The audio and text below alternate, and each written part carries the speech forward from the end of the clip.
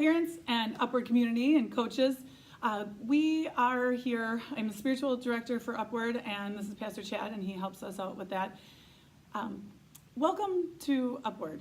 We really wish for you and pray for you that you get something different out of this program, that you get spiritual guidance and a fulfillment in your life that other basketball leagues will not bring you. Just some technicalities is that I help set up the coaches' devotions in the middle of practice, and I also help set up the Ministry Connects for Saturdays. So you'll hear about those each Saturday when you come. Thank you, Suzanne.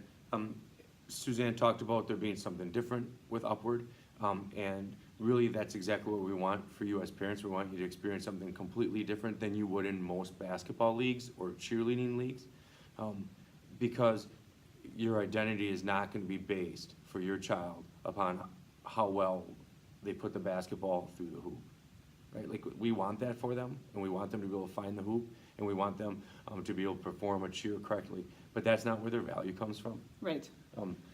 You see a lot of broken adults when they get their value from what they do, and you see a lot of really healthy adults when they get their value from their God.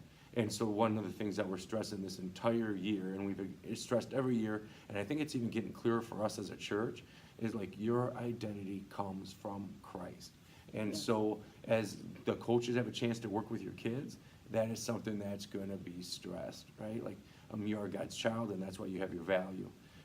As parents, when you have this opportunity to be at the game, one of the things that we're hoping that you'll experience here is that you'll just be at the game.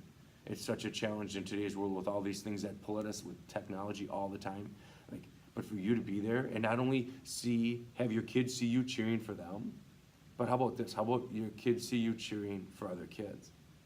Like, wouldn't that be something if you come home in the car and it's not a transactional deal where it's just about how you played, but it's about some of the successes that were shared. And so when you get in the car, one more word of warning, sit and live in the joys of the game. You can always be invited to a post-game party. Yes. And what's, in a brief, few seconds, what's that post-game party consist of as parents? The coaches will talk about how great the kids did, or pinpoint at least something that they did, that they succeeded in that game, just to give them a little boost of confidence before they leave. Yeah. So asking for that positive stance as parents, especially with volunteer officials and whatnot, and then coaches, we have that same expectation from you.